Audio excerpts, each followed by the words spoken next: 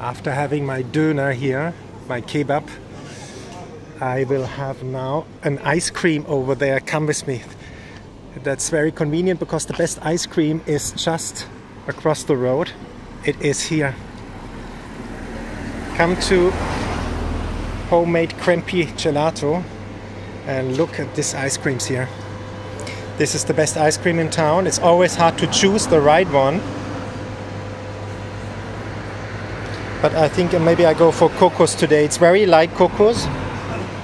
That is very good. Vanilla as well is very good. Tiramisu, oh actually every ice cream is good here. So you have to choose very wise. But you can taste, people let you taste the ice cream as well. And you see they're all homemade. The brother of the owner, he's doing these ice creams at home in the other restaurant. And they're freshly made. And just tasty, very good. That's in this bar here.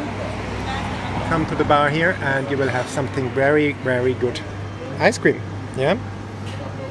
Hello, I want some ice cream from you, man. Let me see, I take Kokos today. In the cup, yeah. Can I sit down? Yeah.